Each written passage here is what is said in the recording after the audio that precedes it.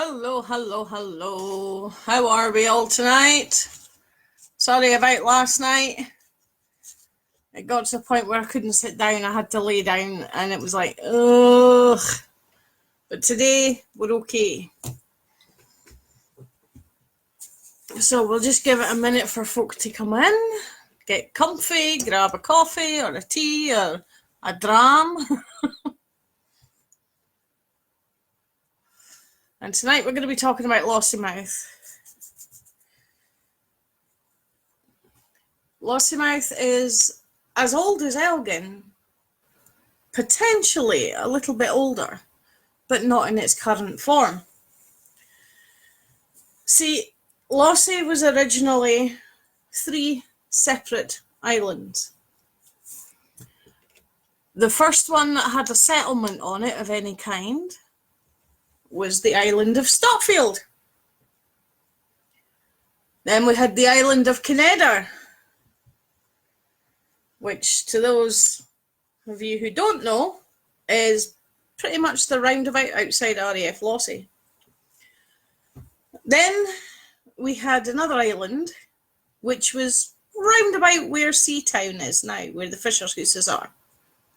So you got 3 separate islands. Now why 3 separate islands? Because at that point, the Spey and the Lossie shared the same exit point. Now, we are back in the Bronze Age at the moment. See, I told you Lossie was old. Back in the Bronze Age, the Spey and the Lossie still shared the same exit point. The Finhorn had already started to break away, because originally all 3 of them shared the same exit point into the ocean. As the islands got a little bit bigger, a little bit more occupied, Cottages became the site of what would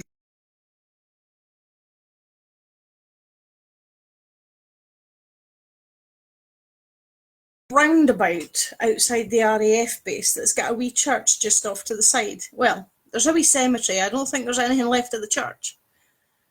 That's the first Danes in Lossie. At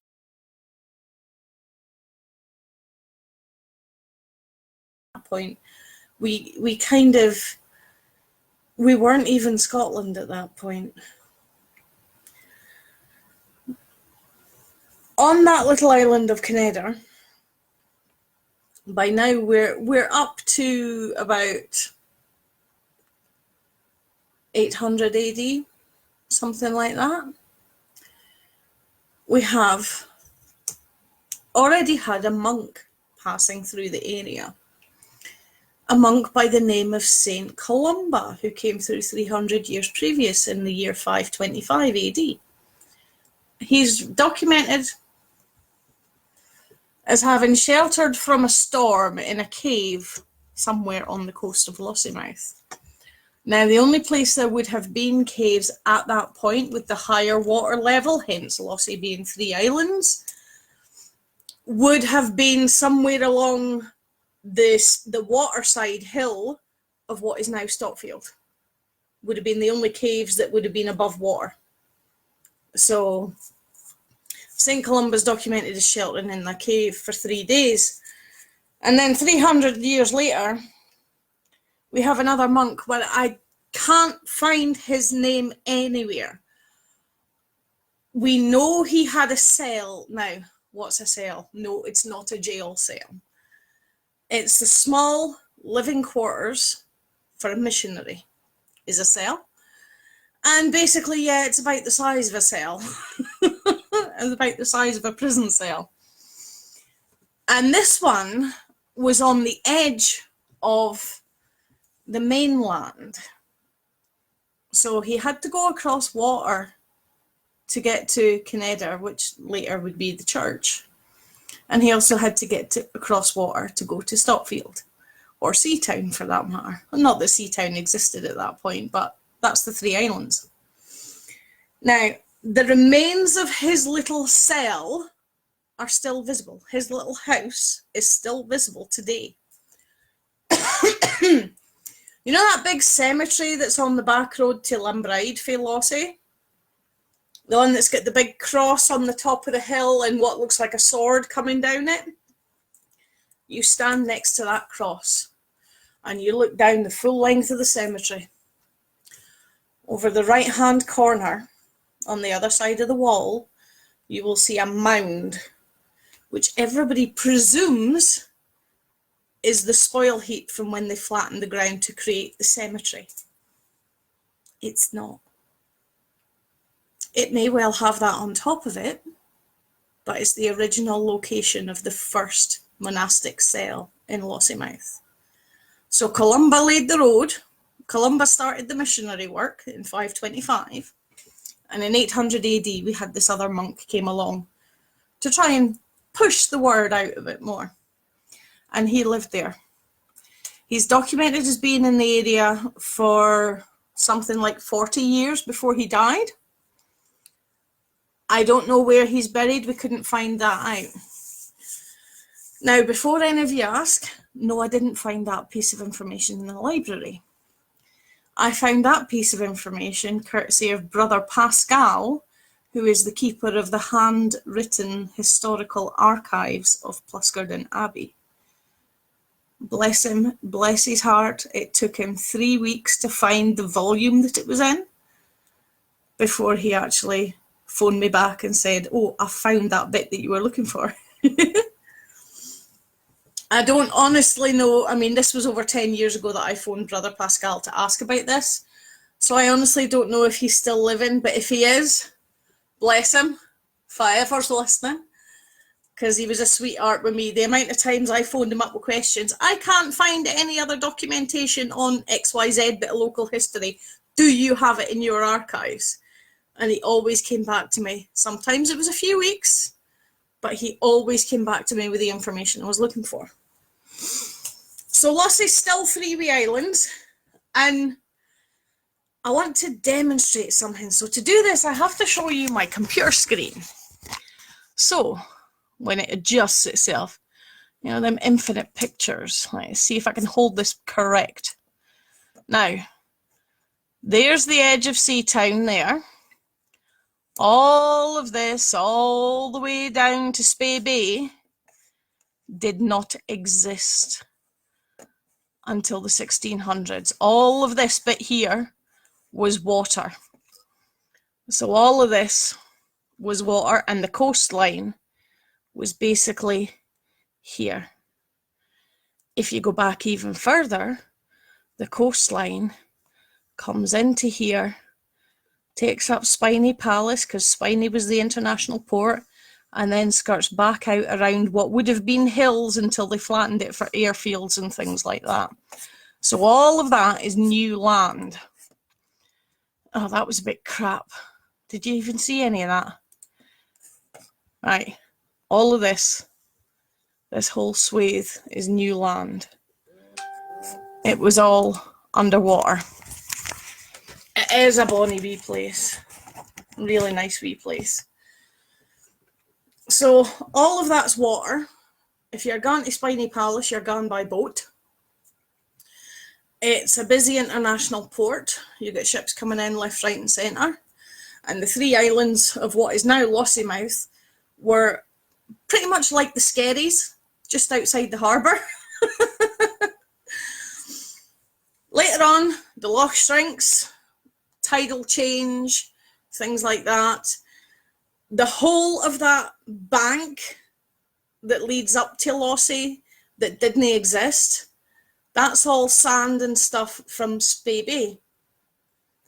Because as the waves moved and the rivers moved, the sand is all brought inland from the promontory coming in towards Lossie to build that beach that's there and that set of land that's there now. It's all been built by coastal erosion.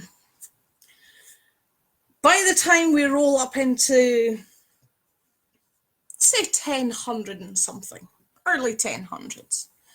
Wow, the sun's back! Of course it is, just before sunset. Early 1000s, there's 3 little villages, which are now Lossie. Stotfield was the first one to have a settlement, then Kinneder because of the church, then Seatown. I know a lot of folk will be saying that when you go around Seatown, most of them are only 1700s. Yeah, now. But we don't know what could be under there.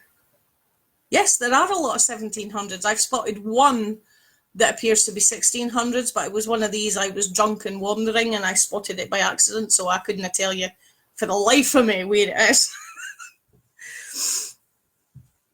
But yeah, that's your 3B islands, 3B settlements.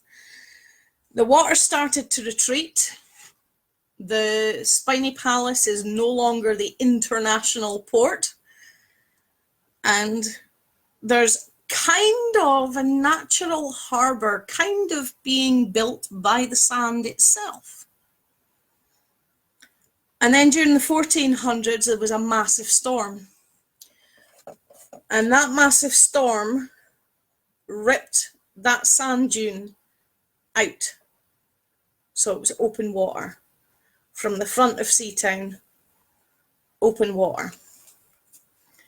And this was okay, because it meant the fisher folk had easier access to get out. Yeah, you still had to negotiate all the sandbars, because with the coastal erosion, Lossie, like Findhorn, underwater changes really quickly, really often. Findhorn does it worse than Lossie, which is why it's kind of fallen out of use except for pleasure craft. But Lossie has the same problem. Just ask anybody that runs a boat at the harbour. The amount of sandbars they have to negotiate isn't funny.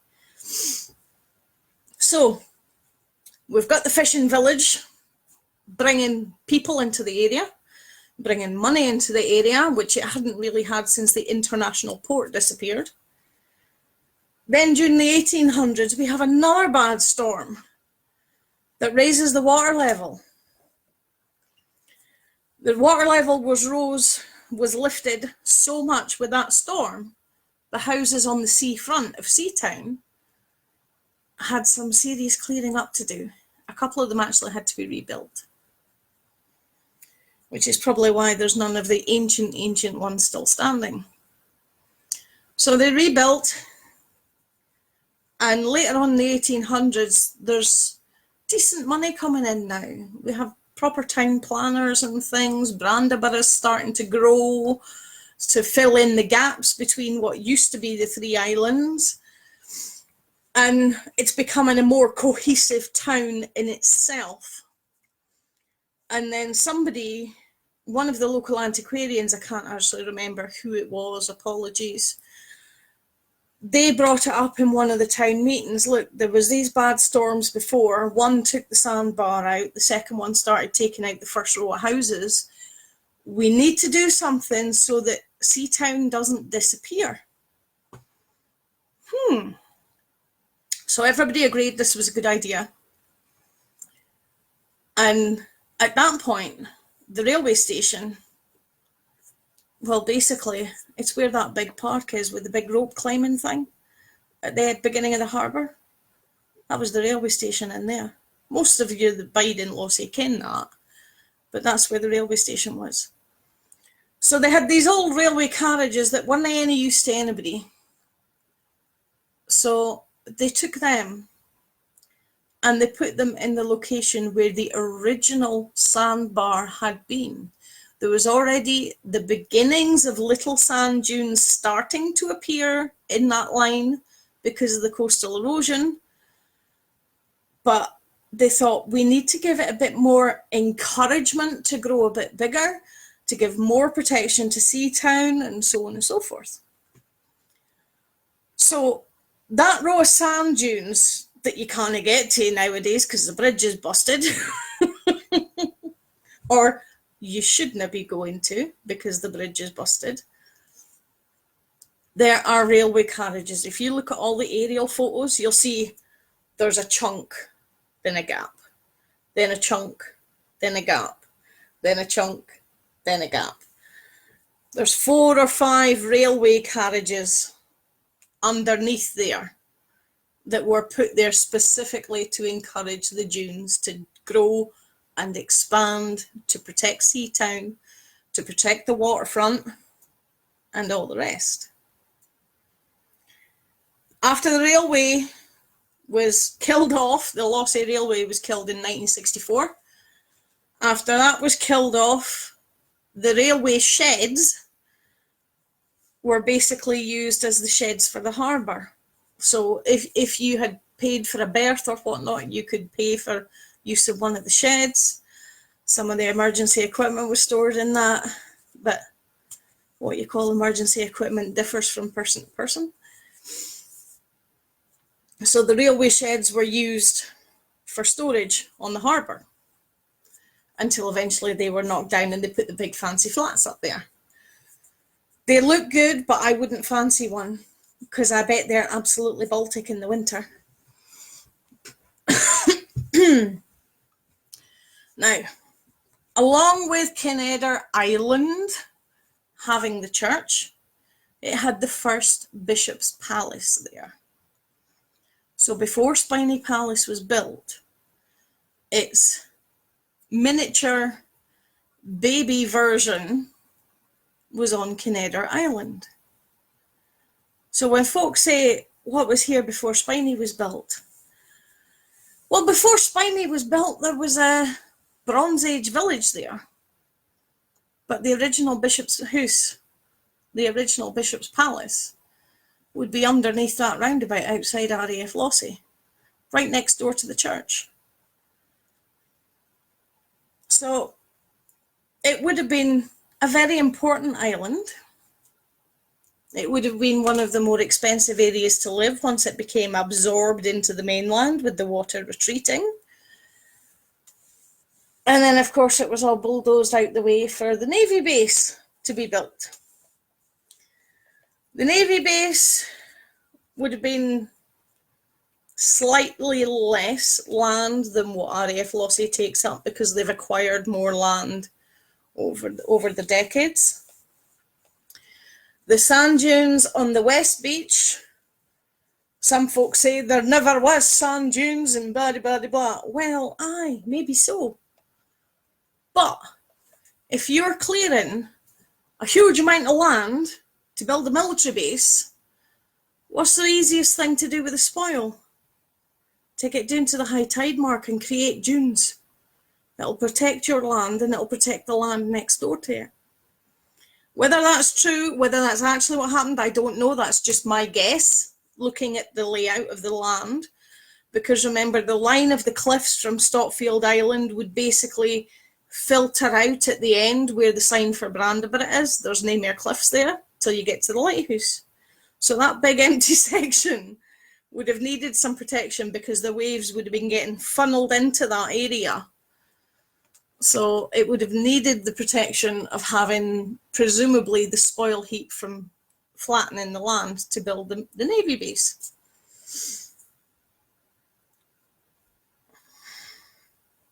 I've lost my thread. I've lost my thread. One of the other things that pops up in the history books, of course, is the Stotfield disaster. Pretty much every family in Lossie lost a member of their family through the Stotfield disaster. Bad weather, plus fishing boats. Not good. Anybody who's grown up on this coast knows fine well. You know, when the weather's bad, you didn't want them going out on the water. But sometimes you have to because you've got to feed the family. The lookout point up on the terrace that overlooks Seatown is a memorial to the Stotfield disaster. I will apologise now, that's only 20 minutes in. And my history of Lossie is pretty much exhausted. But I'll tell you a story that I was told when I was at school.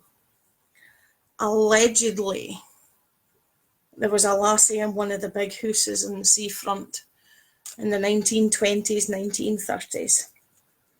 She fell in love with one of the fisher boys because, of course, she could sit in her bedroom and watch him all the time. And she got to know him. and he proposed to her. Daddy found out. Daddy was rich. Daddy didn't want his daughter to marry a roughneck off the fishing boats. I know roughneck has a different terminology now, but you know what I mean. Didn't want her to marry a bit of rough off the fishing boats. So he locked her in a room. Now, allegedly, after a few days, she'd had enough of this. She knew her beloved's ship was due in. And when she saw the ship coming in, she was pounding and pounding and pounding on the windows. While she's pounding on the windows, Daddy hears the racket. He comes up the stairs and he bursts into her room. And he hits her over the head. Kills her. Her hand is still on the glass, and as she dies, it slides down till she falls to the floor. And allegedly, one of the big houses that overlooks the harbour has a handprint that can't be washed off. Whether it's true or not, I really don't know.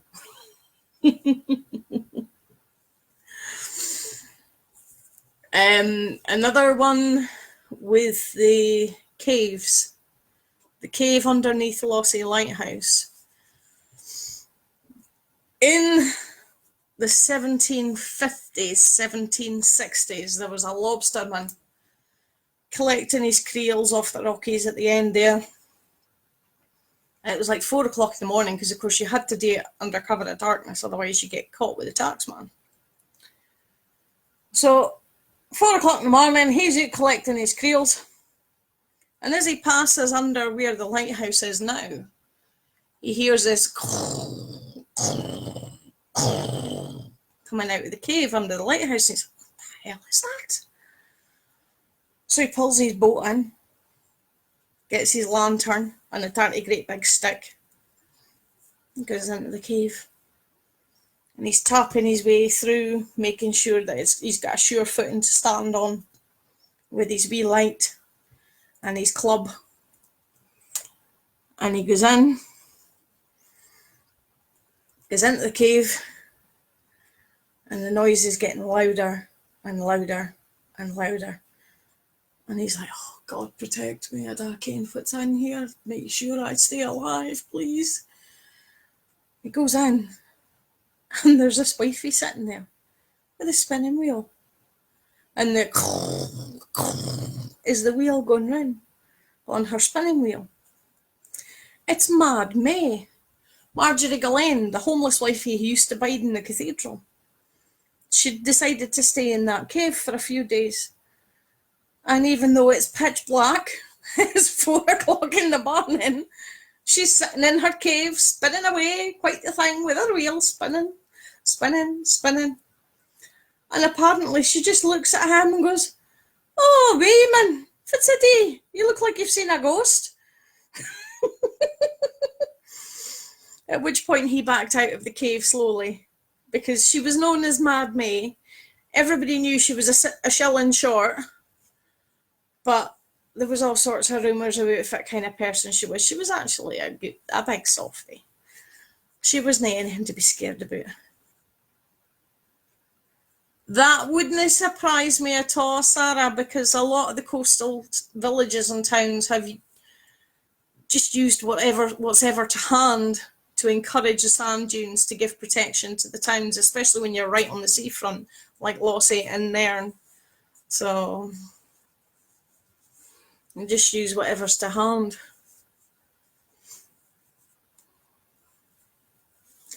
And unfortunately, that's most of my stories are Lossie gone. So does anybody else want to tell a story?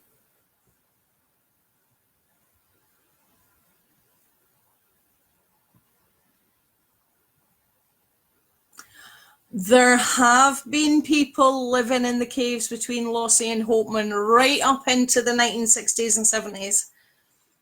I've actually, if I can find it, I've got a picture from, I can't remember the name of the bay.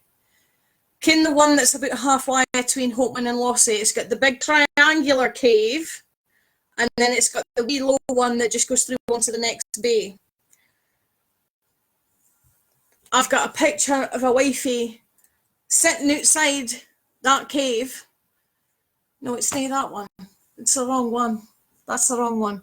That's the one that had the smuggler's cave going up into the headmaster's study in Gordonston. It was grenaded in 1942, 43. But one of the other bays, which one is it? It's the one at the Preshik at Hopeman. The hole at Hopeman Golf Course that goes right down onto the high tide mark. If you go off of the green and go off to your right towards Lossie, there's a cave there, just immediately there. If you go back to the high tide mark and look up, there's two big clipper ships carved in the rock. God knows when they were done. But the picture I've got is a lady sitting outside that cave with a potbelly stove or a humongous chimenea, to put it in other people's language, in more modern language. She's got a washing line tied for the chimney of the pot-bellied stove to the wall of the cliff. She's sitting knitting and the bearings are all playing around her feet. That photo's from about 1950 something, going by her clothing. The first people to get married in the Hopeman Kirk up on Facher Street, up in the circle, the first people in the marriage book there lived in the caves between Hopeman and Lossie. So, yeah, it's not just when he was a wee boy, it was right up into the 60s and 70s in certain caves. I know there's some nowadays that still have a table and chairs in certain places. And if you're very, very lucky, you might find the alcohol stash of the Gordonston kids. Because a lot of them use the caves for parties, so they don't get in trouble at school. Although I'd like to think they're all happily locked down now, considering how international the school is nowadays. But there's loads of folk bed in those caves over the years.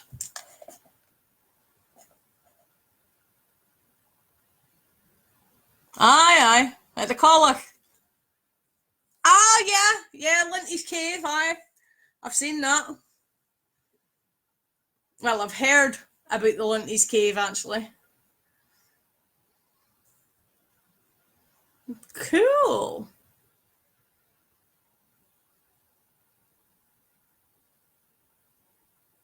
Cool. Better watch, give it another 100 years, they'll make up stories about them like they did about Sawney Bean down south.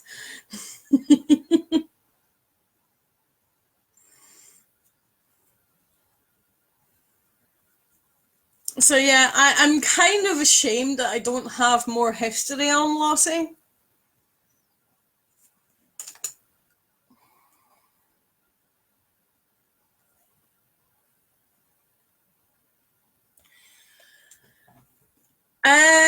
For where the rock house in 1629 is in the perfect place for smugglers to be turfing stuff off the ships, passing it through the rock face to, because if you think about it, they all back onto the same clump of rock. I don't know if there's any truth in it, but looking at it logically, if you have the tacksman's house on the harbour, which being that there was a lot of goods coming in on that harbour, there could well have been a tacksman's office on the harbour or on where the railway station later was. So taking it in at 1629, passing it through the rock face into the rock house so it can be then put through the rest of the town, kind of makes sense. I would say it's definitely a possibility. I've not looked at the rock properly, but I think it's a sandstone granite mix for the geology for Lossie. So it would be a lot of hard work, but the tunnels could also have already existed because of when it was 3 separate islands.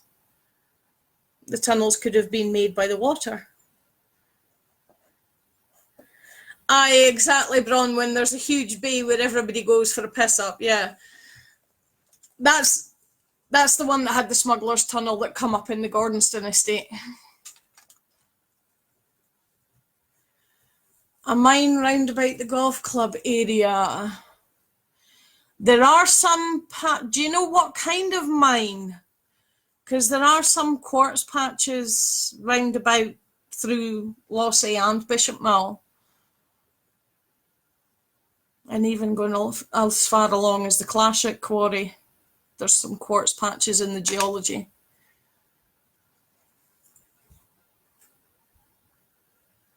Mm-hmm.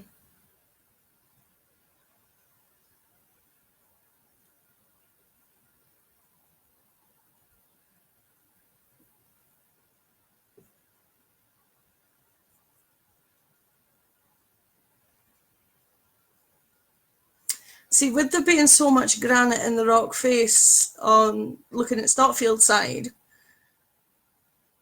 there more than likely is some quartz deposits there, but they might not have been mining for quartz. If they were looking for quartz, then yeah, fine.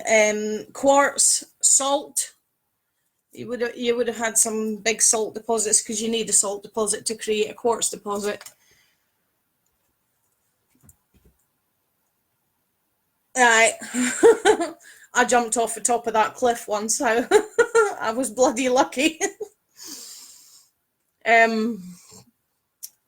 Yeah, salt or quartz potentially, yes. The whole of Lossie, all the way across to Hopeman, if you're talking geological ages, the reason there's such good sandstone in this area is because way back when, this was a desert. And before it was a desert, it was a rainforest. So there could well be coal seams underneath as well. But I don't know how far down you'd have to go. And having a mine that close to the water would be extremely expensive and extremely dodgy. So you would really have to be going into the cliff rather than going down. Thinking logically. Because a lot of the tin mines in Wales, the guys got trapped with the water and ended up drowning because the sea was coming right in. And the same would have happened there if it was a mine that went straight down.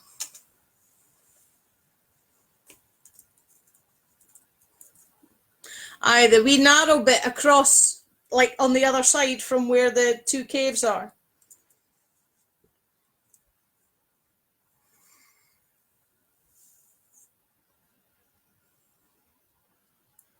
But yeah, that cave just off of the pre-check at Hopeman Golf Course. When you go in and have a look, you'll see in the walls, there's actually holes for the posts for the dividing walls, where they divided the cave up into different rooms. So everybody had their own space.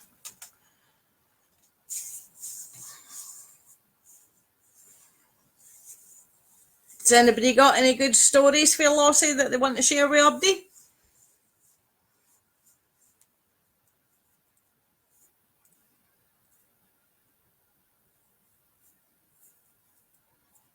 Here's a punchline for you.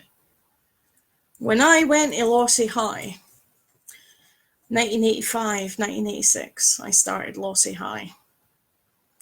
And we were told in first year, eventually there will be a new school being built because this one is suffering from being undermined because of the high amount of water in this ground. Right? Basically, they were telling us the school was sinking. This was in our first year. So yeah, they're finally building a new one down the hill from the one that's already sinking.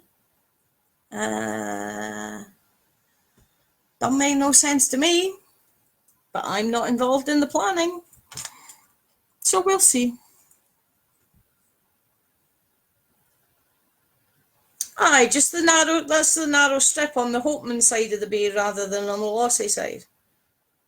Or are you on about the little bit that's the end of that cliff?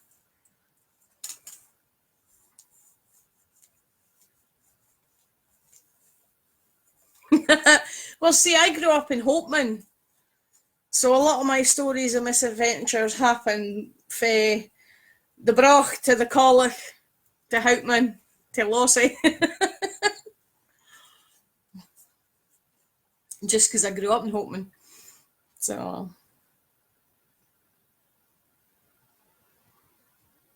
but yeah, there's some crazy things. I mean, the caves between Houtman and Lossie. Let's have a look.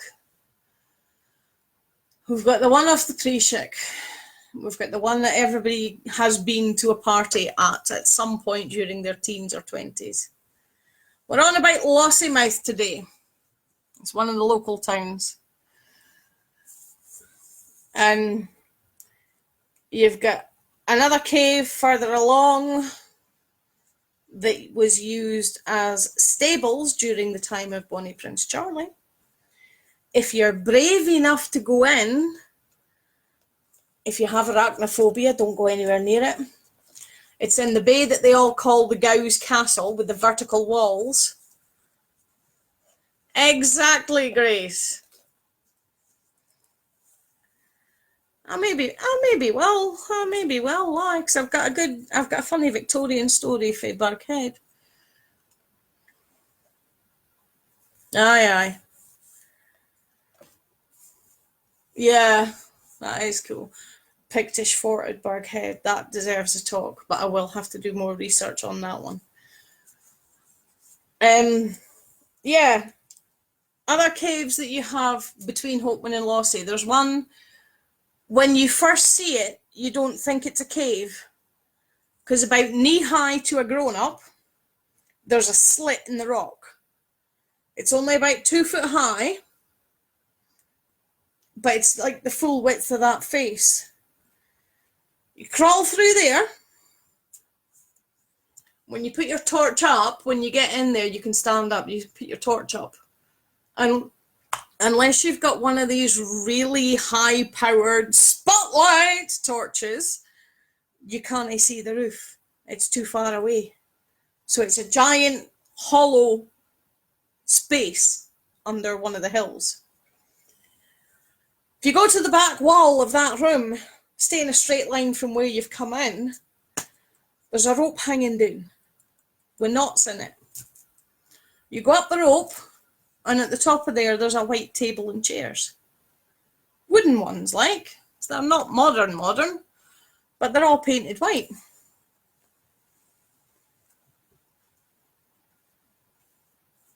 Oh, yeah. Round Square and the Wizard. The Wizard was the nickname that they had for Robert Gordon while he was living in Gordonston, what is now Gordonston.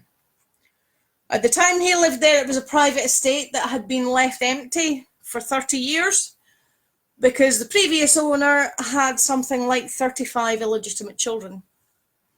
So it reverted to the Crown. Robert Gordon was a very well-educated young man. Fell in love with the daughter of Samuel Pepys, as in the guy who invented the bilge pump for the Navy. When they got married, Pepys bought the Gordonston estate for them as a wedding present. At that point, there was only really G House, well, the predecessor of Gordonston House. It's a much smaller, less ornate version of Gordonston House. And he was known to study through the night, but the locals didn't ken he was studying. The locals just kent no matter what time, day or night you went past that place, there would be candles on. So they're all like, oh, he's doing devil worship of a night time. That's why he's up at this ungodly hour. Not to mention the fact that they were also up at that ungodly hour to see him having lights on in the building. So as he extended the house, bringing in staff and such like, he built Round Square, which is, as it sounds, it's set out like a plaza square, but it's round. It's like a keyhole, basically, if you look at it from above. don't try and fly a drone over there, because they do have a lot more security than it appears to have, and you can get in some serious trouble. Please don't fly a drone over there. So round square, this a circular building, completely unheard of, much less to the small-minded folk who bed around it that couldn't read or write. Oh, he built it round because the devil told him to. No, he didn't. His reply to the locals was, no, I built it round so the devil can't hide in the corners. And they were happy with that. They still called him the wizard, though, because he was up all hours of the night reading and studying and writing papers. He was a very educated man, as evidenced by his the stuff he left behind. Have you ever heard of RGIT? Same Robert Gordon. It's the same dude. Robert Gordon's University. Robert Gordon's Institute of Technology. It's all him. And his money. He started them up. So when you're going to Robert Gordon's University, you're technically still staying on local property, because he started it. Robert Gordon's actually responsible for Branderborough existing in Lossiemouth. See, his father-in-law had just invented the bilge pump and basically sold the idea to the British Navy. At this point, Spiny Loch is about 3 times the size it is now, which is less than half what it was originally. It started to shrink. The farmers were taking the land over for their farming and paying the rent, but they were noticing, as time went on, they were losing bits and pieces off of their field. And it's like, whoa, I'm paying you for 15 acres and I've only actually got 10. You need to do something about this. So the local landowners went to Robert Gordon, because he was like the most educated person in the area. Said to Robert Gordon, can you help us with this? Okay, I don't think there's anything I can do, but I'll write to my father-in-law and ask him about that pump. Now you see, before this they had tried making channels, canals, and everything. This is before the current canal existed. They had tried all sorts of little ways of draining Spiny Loch, but it wouldn't stay stable. Every time the tide changed, the water level changed. And when it was a spring tide, you've lost half your fields. So he wrote to his father-in-law, Samuel Pepys. He's like, look, the locals are asking if I can help in any way to reclaim their land from the water, because the water keeps trying to claim the land back.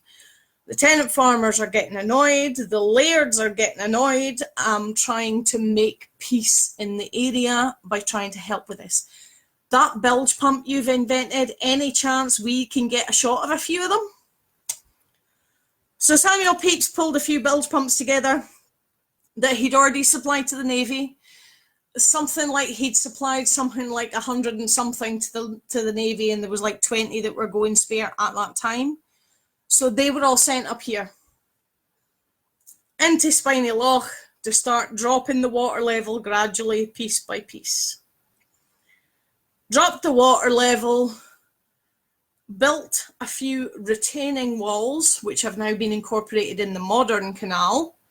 Built a few retaining walls to make sure that the flow gully, or the gutter at the side of the road, stayed open so the water could escape instead of building up in the field. The land was reclaimed. Hallelujah. They had all the land that they were paying for and more. The fields around Duffus Castle became fields. Up until about the 1600s, if you were at Duffus Castle, you were on an island. There was nothing on that island except Duffus Castle and its bailey, the Motte Bailey Castle. So all the uphill bits of Duffus Castle were there. Why is there such a big heavy wall on the lower bits? They stop the water coming in. Duffus Castle was an island. Lossie was 3 islands. If you were coming into Elgin, you couldn't have come into Elgin for Houtman because Houtman didn't exist. It was basically from Cooper Street uphill above the water, and everything below Cooper Street in Houtman was underwater because the water levels have changed so much in the previous 1,000 years. Spiny Palace used to be the international port. It's now 3 miles away from the high tide mark. So that's 3 miles worth of beach, 3 miles worth of water gone. The land is rising, the water has dropped. So that's how this has happened over the centuries. But there's all sorts of changes. One of the most fascinating things, if I can get my hands on it at the moment. Where's my book? Where's my book? No, it's not that one. Pringle, Pringle, Pringle. Where are you, Pringle? I can't see it at the moment. But there is a book it's quite a thick book with a picture of Spiny Palace on the front of it. And if you flip it over on the back cover, it says funded by Historic Scotland and a few other companies, right? The first few pages of that, it shows you how the land's changed. It shows you the original 3 islands of Lossie, the island that is now the Skerries at Lossie, the big water channel, which is now the golf course and the beginnings of the RAF base, the big water channel that is now Inchbroom Avenue and such like. It's so fascinating, and what they've done is they've done up sketches for like 1,000 years later, this happened. 1,000 years after that, this happened. And it's really cool to change it, to see it changing. Because as I say, originally, Lake Murray comes from the Lake of Murray. Because in Bronze Age times, Murray was a humongous lake with a few islands around the edge, which is now like Hopeman, Burghead, Lossie. The rest was water. Spiny Loch, the far shore of Spiny Loch, is the picnic ground over by the Maltons out the back of Burghead on the road to Kinloss. I've forgotten the name of it. I've forgotten the name of the picnic ground on the way to Kinloss. Oh, me, that's really bad. Because I send people there all the time in the summer when we're at work.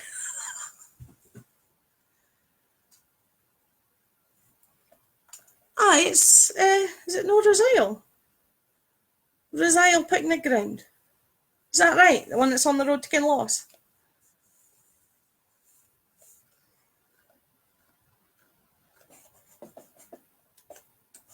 Aye, cheers. Thank you. Yes, it is Rosaile. The Rosaile Picnic Ground. That's the far shore of Spiny Loch originally. Duffus Castle's an island. There's a few other islands in between. That's why, for the farming, it's such good land for the farming, because you've got the silt build-up, you've got the nitrogen and stuff from the dead sea creatures that are under it, the salt, for when it was the ocean, and all the rest, and all these silts building up, because of course every time it rained, it came down into the loch, washed all the goodness out of the hills into the loch, and now that's farmland. That's why it's such good growing land, because it's got all the, it's got all the benefits of the nutrients that were washed off the hill and into the loch before. Because when the loch drained, it didn't drain so quickly that it took on with it. Each time the water level drops, it leaves more and more of the nutrients behind on the soil that it's leaving behind. And that's why Murray became, by the time of the late 1700s, early 1800s, the breadbasket of Scotland. This is where most of the grain for the bread and everything else and the flour was grown for the whole of Scotland, was Murray. We are the breadbasket of Scotland. Nowadays it's rapeseed oil and pigs. But it used to be all cereal as far as you could see. And now you know where the word Lake Murray comes from. I feel a bit better about that now. It's only 10:02 now, so that's only 10 minutes short. Yes, we've diversified from Lossie, but I didn't ken that much about Lossie, really. I have to be honest. I've told you what I can. I've given you a wee bit of geology. A wee bit of coastal erosion. Robert Gordon's University, Gordonston. The caves between Holtman and Lossie. Well, some of them anyway.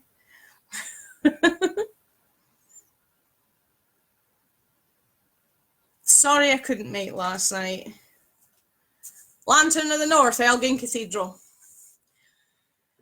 Lantern of the North was Elgin Cathedral. We already did that one. That was the first one I did. I think I've actually tagged it as local history, Elgin Cathedral. But technically, it should have been the second Lantern of the North.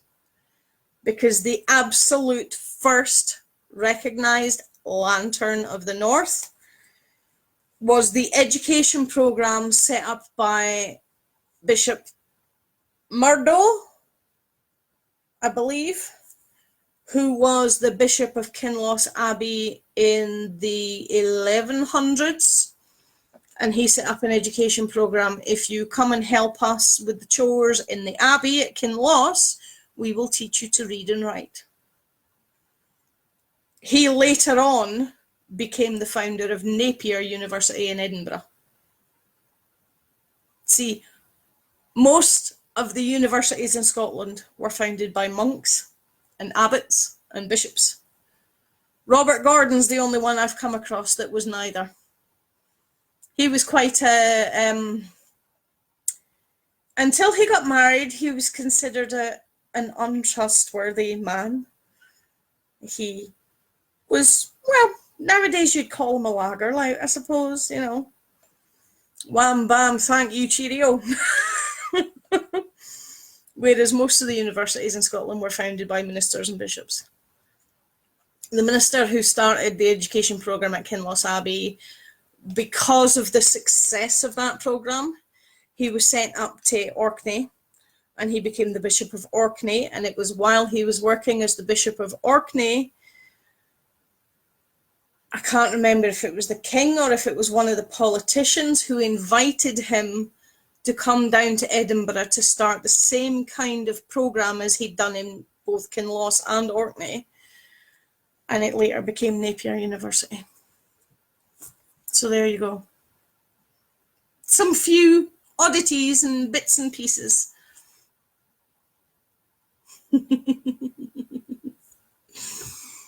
Thank you for coming in, and thank you for staying, because I did see the numbers go up and down and up and down and up and down. So thank you for staying with me. I'll be back tomorrow with whatever I put on the calendar. I can't remember what I put in the calendar. I'll have to check it before I do anything tomorrow. And sorry about having to cancel so last minute last night. Stay well. Look after you and yours. And if you think of something that you want to ask about or want me to do a talk about, give me a shout. Every day is a school day. You're never too old to learn something. Yeah, that's it, exactly. So now the idea is by the end of this year, or by the time I pop my clogs, it won't be a case of somebody walking around town, fits that up there? Oh, I don't know. I'll have to ask Linda. I'm hoping by the time I pop my clogs, some of you guys can take over my jobs. Thank you very much, guys. Stay well. Look after you and yours. Good night.